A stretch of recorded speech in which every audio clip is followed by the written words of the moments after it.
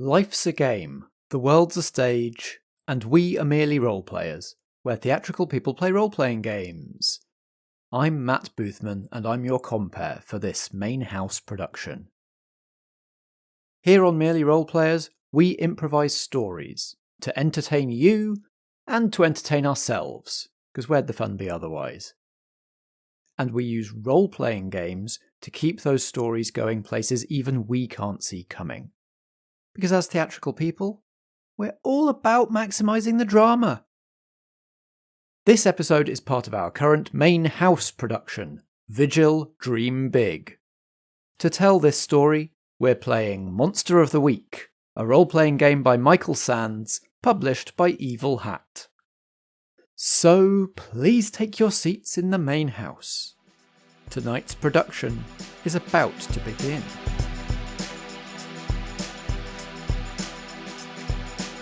Vigil, a Merely Role-Players main house production. Dream Big, Act 3 of 4. I'm Dave and I play Mick the Mundane. Mick is Sheridan's favourite builder, but his life has been getting weirder since he dug too deep and hit a leyline. I'm Helen Stratton and I play Melody, the Constructed. She owns Sherrydown's cafe cum record shop and knows how to handle a tough customer. She's got a heart of gold, which just so happens to be second-hand. I'm Strat, and I play Brier, the Monstrous. Brier is a shape-shifting Fey Guardian of the Rosebrier forest. They take their job very seriously, but can get a little distracted if there's mischief to be made.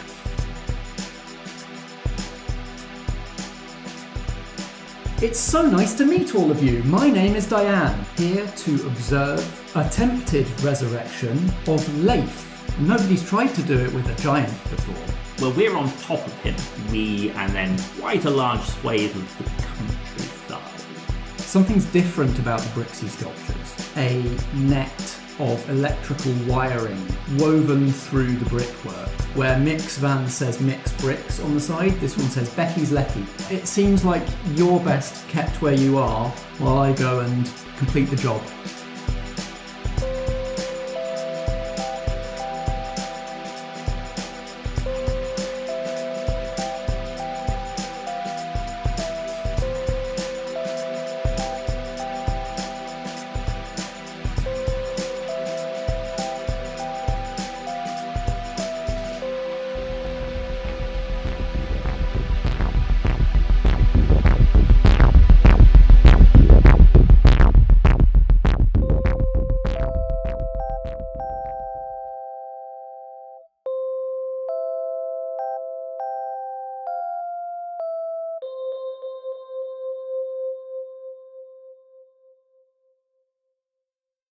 Okay. Just let her go. Let her go. Be fine. She's got work to do. Yes. She's heading back to her van. 2 fingers to the ear. Charles. Watch your boss. So, very well-built, young, mortal lady. Goes by Becky, or Becky's Leckies. You know her, right? I'm familiar. I suspect she could do with losing some tools in the next, 10 to 15 minutes, if you're around. Maybe her car keys as well. Oh, yes, car keys. You were built for this. The way that you lied to Diane and everything was perfect. Yes, keys, tools, screwdriver, all the things that mortals need to do stuff. You know, the sort of thing. Fill your boots. Did I hear my name? Everything's fine. Thank you. See, you're a natural. I never knew you had it in you. All right, boss. Target mobile stationery. Mobile?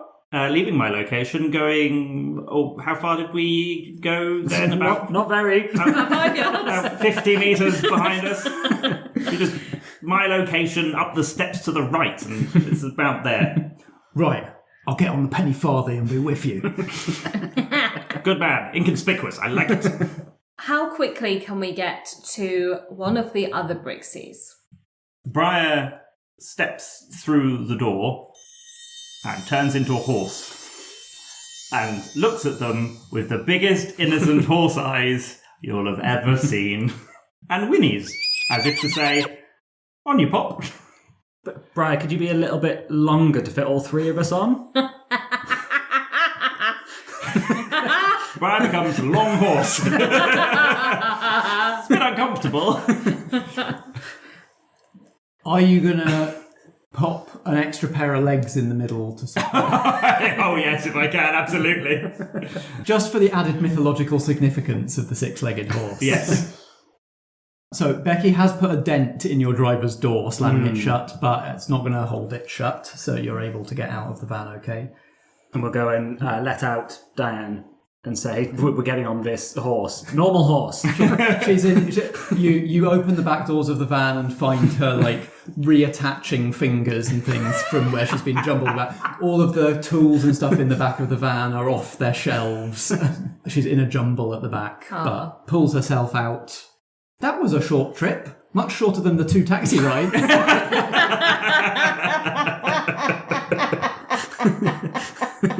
Let's go.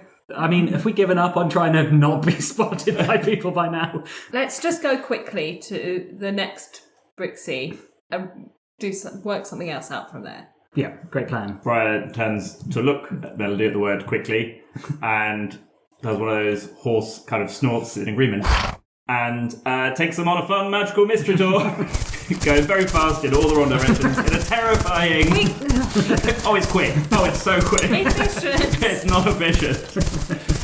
Diane's never had the experience of one of the mystical horse rides. I don't think Melody has either. So this is too good an opportunity to set Melody up. has got somewhere to be. And Briar is taking her there via everywhere else. So we'll probably turn up a bit later than ideally we would have done. But this is just giving in to the pure drive of joy. Can't pass this up. Love when you give in to that drive without needing prompting. Yeah. This wild ride does at some point end. Oh, eventually, yeah. After everybody's good and joggled and shaken up. Mm-hmm. It ends at another of the Brixie sculptures. Mm-hmm. Whereabouts in town is this one? The one in the middle of the roundabout. Great. That we collided with that once. Your nemesis. Yes.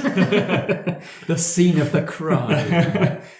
In the middle of the roundabout that you take to get out of Sheridan and onto the Brackshire bypass that takes you off to the university and the next town over and all of the nice tourist attractions. Mm-hmm. Yes, sitting in the middle of this roundabout is another Brixie. It's also wired up. The cable from this one has to run clamped across the road before it can reach a telegraph pole, but it is connected like all of the others. Traffic has started up again, but it's like restricted to one lane because there's been a little bit of damage to some of the road surface around here from the quake. So there's cones, there's temporary fencing, there's a road repair vehicle out. The 6-legged horse, moving preternaturally fast, screeches to a halt at this roundabout. And as is tradition, unceremoniously dumps everybody off its back onto the floor into a pile. Just like front knees bent, so they all just sort of Yes. roll down your neck and onto the ground. Yeah. 2 of the legs suck up into the horse's body and it goes back to normal length horse. Melody is straight to the sculpture itself, and I would like to use my hidden weapon to try and break it. Great. This isn't a kick some ass because nothing is trying to fight you back. The only reason it might be a roll is if you're attempting to do this at all subtly to hide it from like the workmen on the road or the passing cars. That would be my preference. That's why I'm not using the sledgehammer. Okay.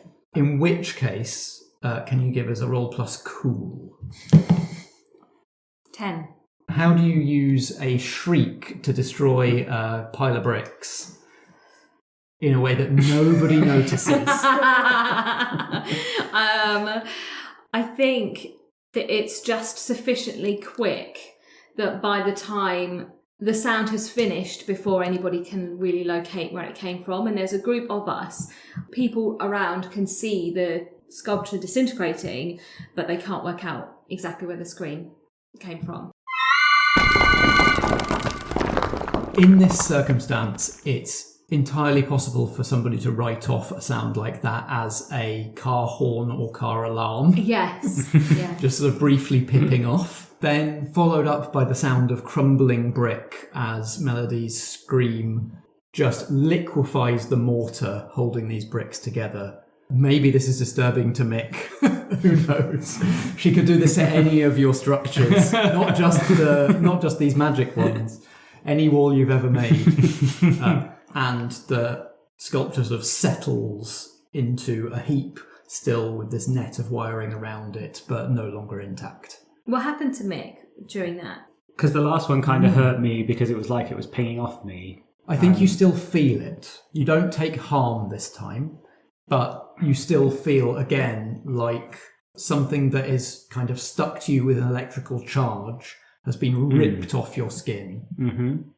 Well, I'm glad it doesn't hurt me. But yeah, I don't like this feeling. But do we need to do... I still don't know if we're actually stopping anything here. That's my precise thinking. I was going to say to you both, right, so we've probably bought ourselves some time now, but we don't have a strategy for actually stopping whatever, like what Becky is trying to do. No, we need to stop Becky. Or at least delay her for longer. So should we go and try and find her? Brier turns into púca form. Theory for you both. Becky is Mick, as in giant person. Yes? We think. We think? Seems like it could be the case. So there's going to be the same sort of connection between her and a giant as there is with Mick and a giant. I have been studying you. I mean, in a good way. I've been taking an interest. You probably haven't noticed. It's been very subtle. But perhaps if we can work out a little bit more about the connection between you and Laith, we could work out how to sever the connection between Becky and her giant. Therefore, no giant asking her to do things. Don't have to worry about Becky anymore. It's either that or push her off a cliff, but I know how you mortals are with all that sort of stuff, so I figure the choppy the connection's probably more likely to get a thumbs up.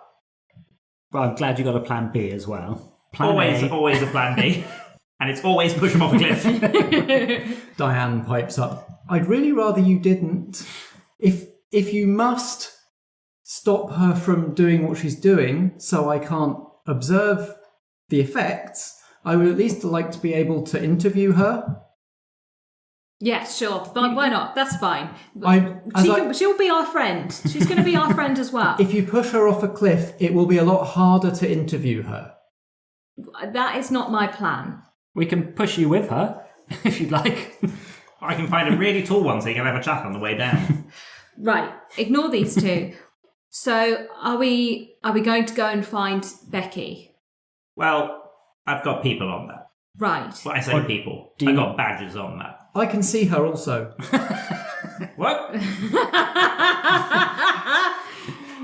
Diane? Yes, Melody. Can you explain to me what you just said? Can you give me some more detail? She points at her eye patch. I left my eye at the Brixie, the node where you found me. Right. She's there right now. I can see her through my eye. Great. Can you see a badger? Yes. Fine. He's wearing a top hat and riding a penny farthing. He's great, isn't he? He's just gone into the back of her van. She doesn't seem to have noticed him. And she never will. There's no one better than Charles. Brian, you're just hearing in your ear, boss, I'm in. Get as much as you can and get out of there. I'll get as much as I can fit in my bib. That's not a lot. This is why I thought car keys rather than equipment. Also, while you're there, feel free to let a tire down or two. Just, because she did that to us and that seems fair. Boss, I'm insulted you think you had to ask her. Oh, I knew I chose wisely for my forest guardians. Actually, she looks like she might have noticed what you just did here. Oh, so she maybe does have a connection. She reacted when Mick did. Right. Okay. That's good evidence for your theory, Brier. Well done. Giant lady. Brier, do you have more observing of me that you need to do to work anything out that we might be able to use? Yep. What do you need me to do? Jump up and down. I'm going to do the biggest jump I can. I'm going to do a no-limit jump. Ooh, that's a fail. It's a 5. You leveling up again? I'm levelling up there. Incredible. So first of all, Mick, how high do you jump? Really high, and then land somewhere unfortunate. Mick gathers his energy under him, crouches down, jumps, and everybody else on the roundabout loses track of Mick for a second. And then there is just this clank and rumble and jumble, and you turn around to see men at work signs and cones just spraying out of the back of the road safety vehicle as Mick just lands in the bed of that truck. And that's not the result No, of the that's failure. not the negative. The negative is, something's happening that I'm not sure that I understand how enough to describe. She's definitely felt it and she's definitely angry about it. Did that help, Brier? Yep. One more time, if you wouldn't mind. No. Is it actually helping, or are you being a silly Wally now? We are short of time. Fine. I got a good look. Or at least, maybe I did. My eye can't see her anymore, but she was going in this direction and a lot of her cables were going with her. Her cables were going with her. You're like following her. Yes. Do you know what a snake is?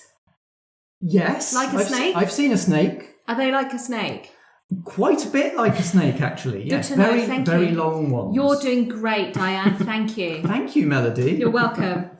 So when Mick jumped in the air, failure for Mick, but clearly a use of the thing. So Brier will have wanted to, rather than focus on the source of power, which now obviously is known, Brier would like to look with their magic sight to see if they can find any weak spots or abilities to sever it. I think this will presumably be investigate mystery. Again, it's the only thing I rolled. I think so. Roll plus sharp. Oh. 7, 5 and 2. Okay, so you get one question. What can hurt it is what I'm going for there. Is this like a difficult or painful process for Brier? Because Brier is very much about like whims and chaos, and working this stuff out is very much about like retaining information, synthesizing, analyzing, working out patterns and that kind of stuff, which doesn't seem very in Brier's nature. So is this like quite annoying and painful for Brier? Yeah, I think they're only doing it because of this weird obsession that they've got with where this mortal's doing all this cool stuff. And I think from this strange obsession with superhero films that they seem to have got.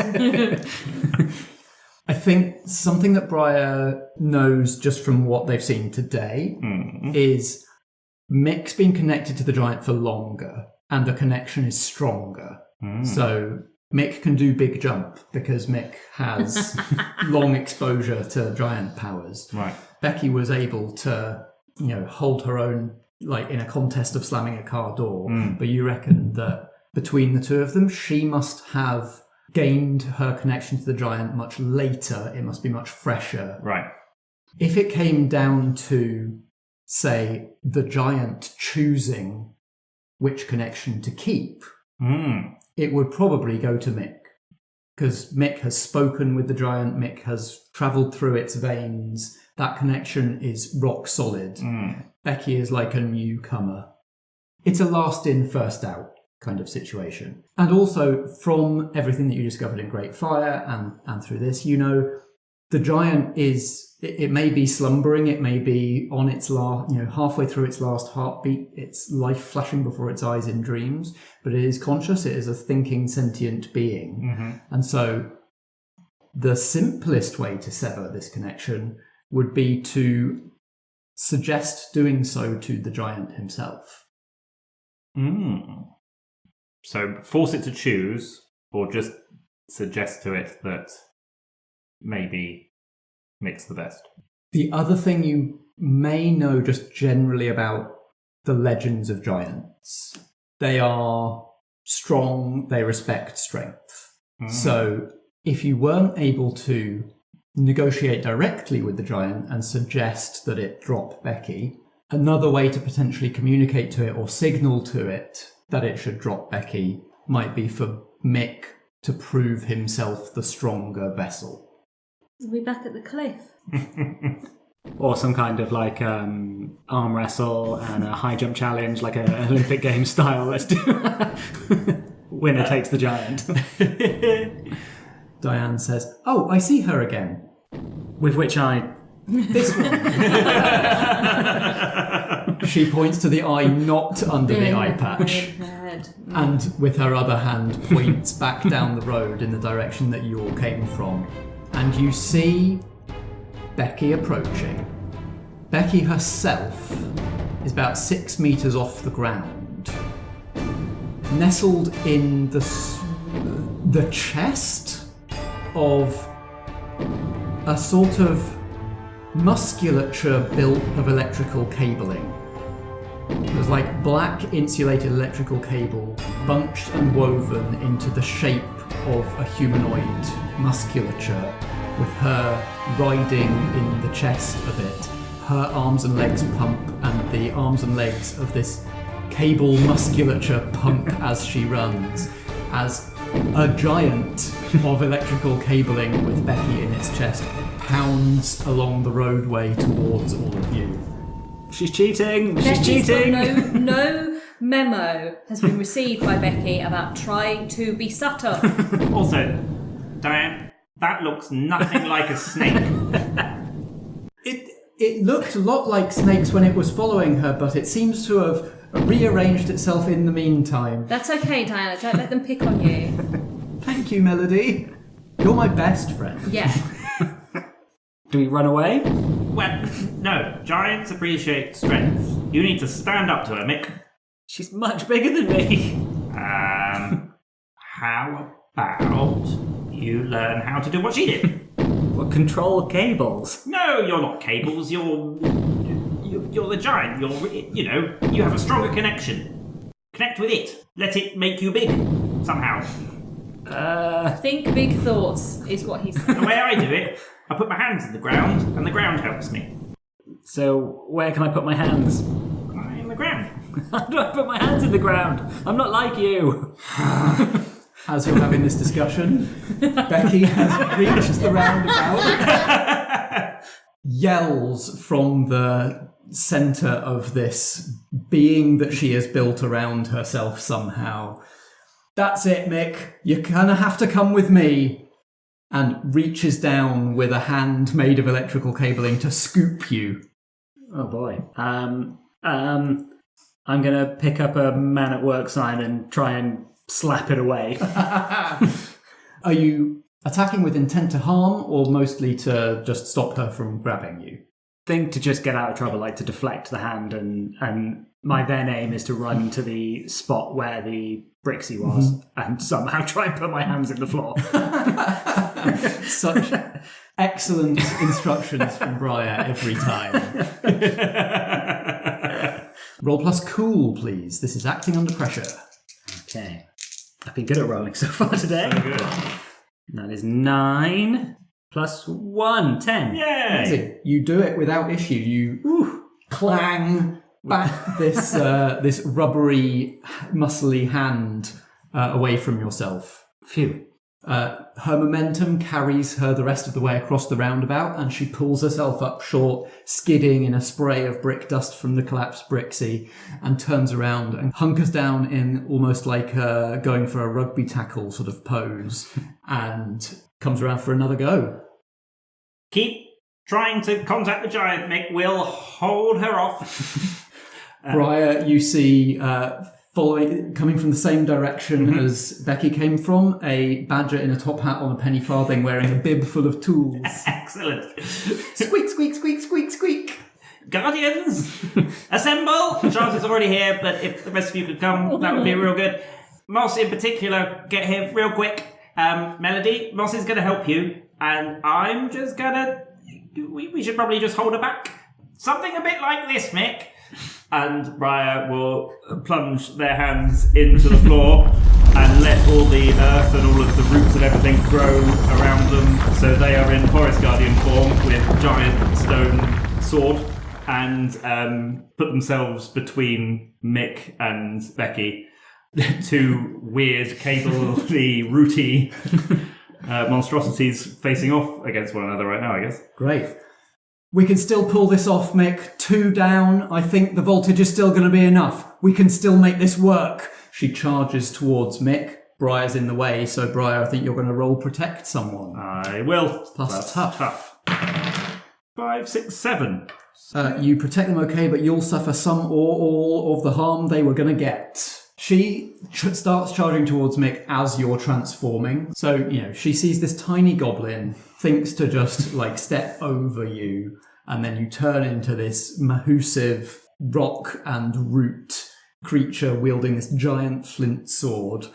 And so she just doesn't change her trajectory at all, just wheels back a huge, great black electrical cabled fist and slams it straight at you into the centre mass for 4 harm.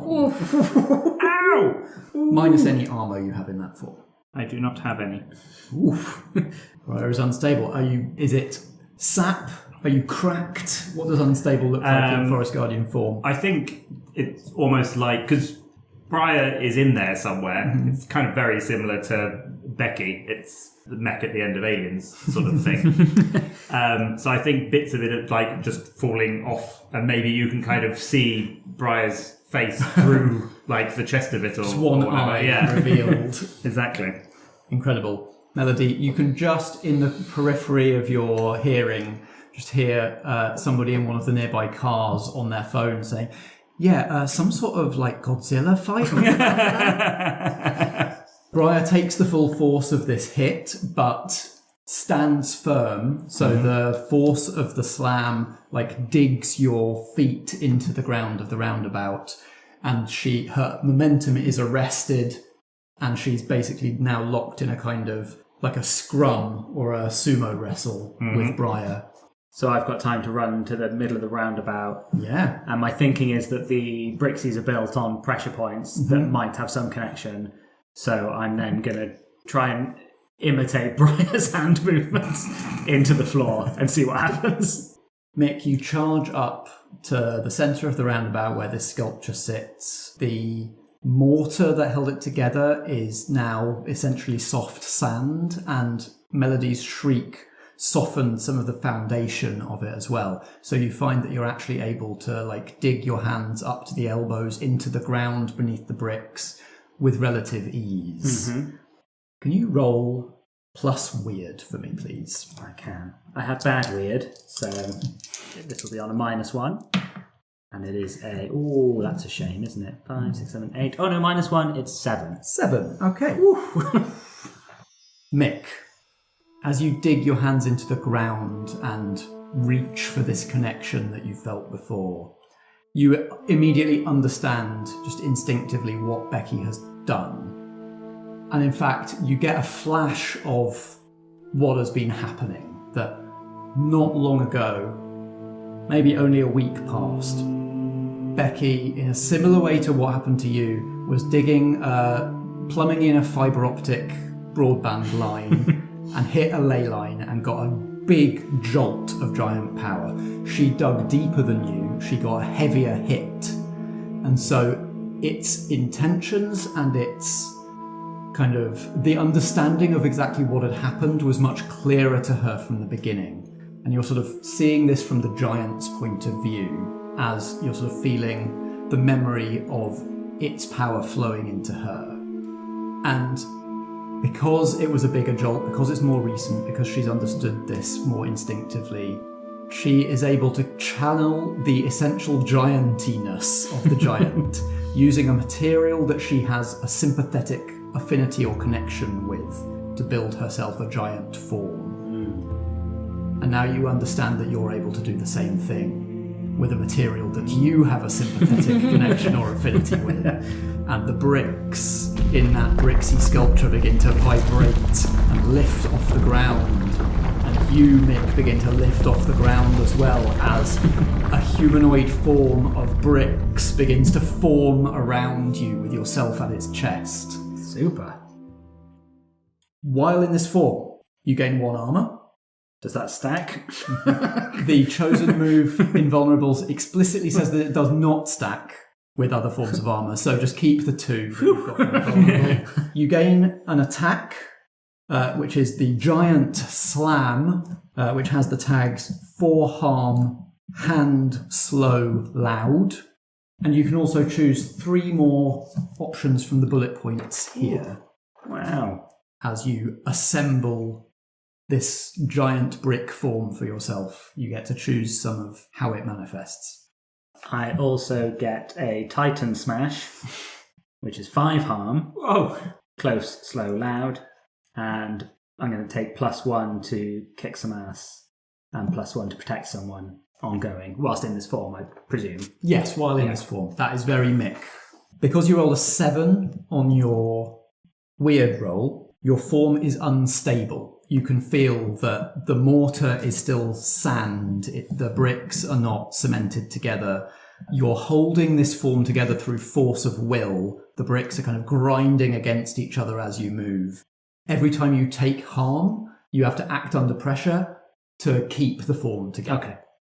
The rest of you all see Mick move to the centre of this of the roundabout and see him reform. All of the net of cabling over the bricks, he just all pings and snaps apart as the bricks fly up, and Mick hovers into the air in the midst of this brick-human giant hybrid.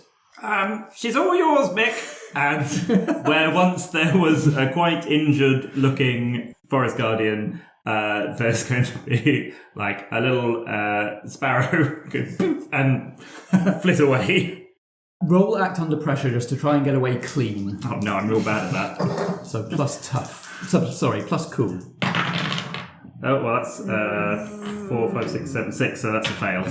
Protect someone is on the table if anybody wants to try and protect Brier before we resolve that move. Yeah, I can do that. Why he's decided to be a fragile thing, fly away, I don't know. I don't even really know what Melody could do. Just throw you.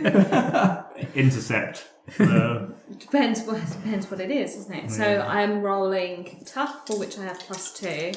And Diane is going to give you another +2.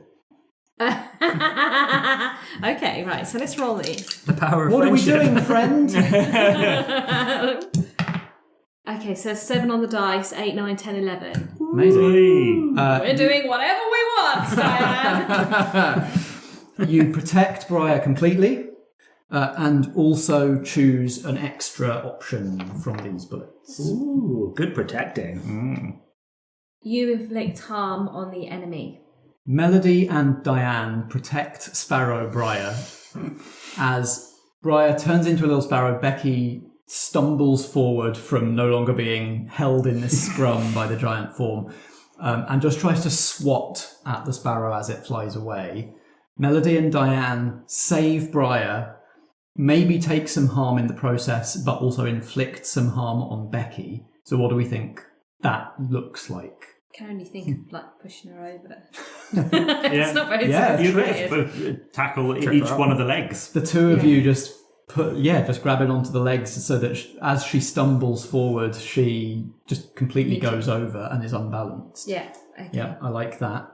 She still tries to swipe, turns the slap at the sparrow into a swipe round behind her, but it's awkward. She can't get the proper full strength slam. So Melody's going to take 2 harm. May I ask if the Guardians have turned up yet? I think this is the moment when the Guardians assemble. When you've left. Oh no, the Guardians have sent up, and a little sparrow will just sit on the top of the Moss's head. Okay. You tell me. We know how Charles arrives. Yes. Ginger was already in the van, so maybe just followed along on the horse ride, and so it's sort of in the vicinity already. Yeah. What about Moss and Aurora? Moss has rolled in separate boulders, just comes rolling down the road like a little rock slide and just piles up into a humanoid form just in time for a sparrow to land on his head. There is a small posse of 3 construction repair workers in hard hats and high vises running down the road after Moss's pieces. Aurora is just there. Just appears and is bobbing. Aurora being a little will-o'-the-wisp, lob of light. Yes. Little marsh sprite kind of deal. I don't know. Moss, I need you to sing for Melody. The rest of you just, do whatever you want, really, have fun. I mean, Rising is in control, but doesn't actually want the responsibility of leadership. Sure. Are we switching to plan B? Make shouts. Moss opens their rocky throat and immediately begins to sing in this beautiful lilting alto, a song of the forest. And so, Melody, at any point while this song is going on, you can use the use magic move to heal up. Yeah. You need music to reconstruct yourself. Yes. And you now have a source of that in this scene. Charles continues on his penny farthing ride over to the highway repair truck and just starts stealing signs. Excellent. Very helpful. Ginger just flies straight up to observe what's going on, at least for now. Yep. Just to get the bird's eye view. And Aurora pulses once, pulses twice, and creates a realistic illusion of a giant crack in the road in front of the construction workers who were running after Moss, so that they pull up short as Mick. Yeah, You feel your unstable form. Gonna but have it to is try together. and fight, I think. I think we're switching to not to being the stronger one. So I'm going to attempt to use one of my new moves, the Titan Slam. This would be kick some ass. Kick some ass. I can do that. You have longer reach than Becky with this Titan Slam. Titan Slam has the close tag. Yes. Her attack only has the hand tag. Super. So you're actually able to stay out of her range. Excellent. As you do this, sort of extending an arm of brick, sort of gaps between the bricks as the arm extends, but the fist at the end very much still solid as it slams down at her. Roll plus tough for a kick some ass move. Plus tough, and I get a +1 because I'm in my thing, which gives me +1 to kick some ass. So Great. hopefully. Ooh, 7, 8, 9. 9. You deal your harm, she deals her harm. She can't hit you from here. You've effectively done the big brother putting your hand on the forehead of the little sister while she tries to punch you, but her arms aren't long enough. You slam this fist of brick into her form. Where do you hit her? What does this look like? 1, I don't know how powerful this is, so I don't know how much damage it's going to do to her, because Mick hasn't experienced this before. Yeah. But part of the thought is to almost kind of knock her out of the thing that she's in. So slamming it right in the centre, right in the try and small of the push, back. Yeah, to push with enough force to catapult her out of the cable creature. There is an option on Kick Some Ass, which is force them where you want them, which if you roll well enough, you can pick. You did not roll quite well enough on this occasion. Boo! But great intention. You slam your brick fist into the back, into the small of the back of her electrical giant. And you can feel it sort of bend elastically, like insulated cable. And you do see her sort of almost pop out of it, but snags and loops of cable reach out and pull her back. So she sort of leaves the form for a second and is immediately yanked back into it. But she's staggered, she's down on one knee as she tries to push herself to her feet and come back around. We're clearly the same. Why aren't we on the same page here? Just come with me to the substation and we can get this done. You don't live here. Or you don't seem to want to live here anymore. You want to let him lie there sleeping forever? He wants to get up. Can't you feel it? But there's more of us. You can almost feel through your connection to the giant and its connection to her. You can kind of feel a little bit of what she's feeling. And it's just the connection she formed with the giant was so kind of immediate and sudden and unexpected and strong that it's almost like shutting out a lot of her common sense. Mm-hmm. So all she is feeling is like, this is the dream, we got to achieve the dream, and she's not thinking about the consequences at all. But you can feel as you say that maybe you're putting cracks in that resolve.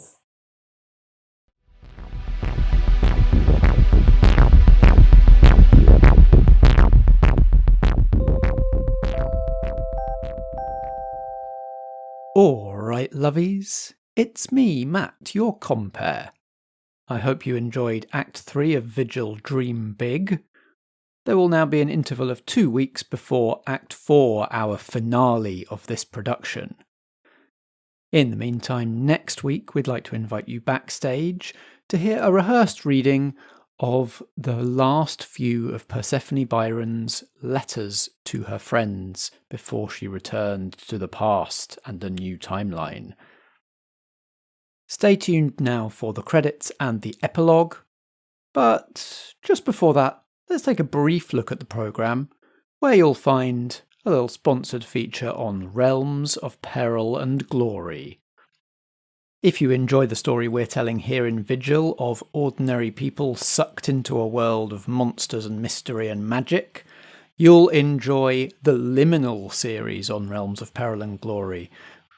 Right now, GM Zach is taking the usual Liminal players plus returning guest Shamini Bundell through Liminal London Blood Pressure, a story of high werewolf society and baby vampire revenge. Here's the Realms crew to tell you a bit more about what they do. Welcome to Realms of Peril and Glory, an all-new actual play podcast. There are guided tours once a week! Come on, Brennan! How about you filthy timepiece? RPG is home to hilarious stories. The thing that kicks off a really good tale is, when they take their tops off. Sorry? When you're reading, like, Don't worry. And thrilling adventures. There's bad guys, there's an ogre. Probably best if you stay here. Sorry, I'll be back soon. Why am I tied up? That was your sibling, not me. Bye. Each season is an all-new actual play story told collaboratively at the table, featuring guest players from the Magnus Archives. I remember being in the water, and that was awful, and now I'm not in the water, and that's much better. Wooden overcoats. I am a snowman. I have one job, and that is to stand in place. I was doing that very well. Yes, and she might come back 9 times more powerful with lots of food and kippers. We fix space junk. On the surface, you might look different, but you're very, very similar inside. And I can vouch for that. And more. What I am about to tell you stays in this room. Got it? You don't happen to know where there's like secret plans about meat and smoothies. Ducks? Did you say ducks? Did you say ducks? Did you say duck? You can find Realms of Peril and Glory wherever you listen to podcasts. We're gonna have a good laugh, then we're gonna possibly cry, and then we'll grab dinner.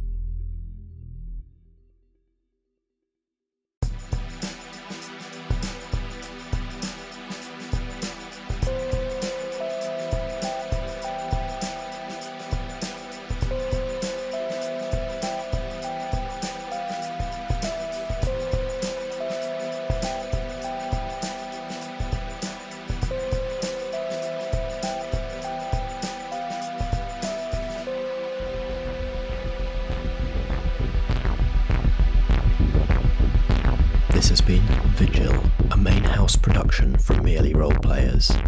It stars Helen Stratton as Melody Bantham, Dave as Mick Mason, and Strat as Brier. I'm Matt Boothman and I play the supporting cast. Editing and sound design by me, and the theme music is by Alexander Pankhurst. We were playing Monster of the Week, a role-playing game by Michael Sands, published by Evil Hat Productions. You can find Monster of the Week at genericgames.co.nz. Merely Roleplayers is a Foggy Outline production in association with Blackshaw Theatre Company. Until next time, if drama be the food of life, play on.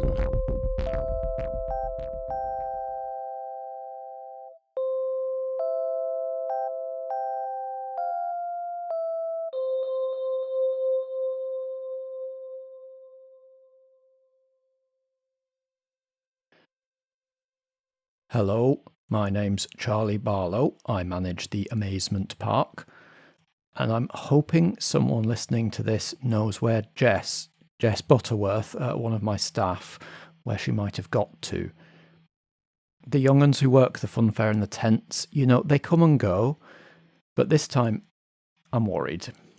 Last time anyone saw Jess were on the green, and I weren't there myself, but I spoke to some who were around, and they say she were attacked by people made of paper.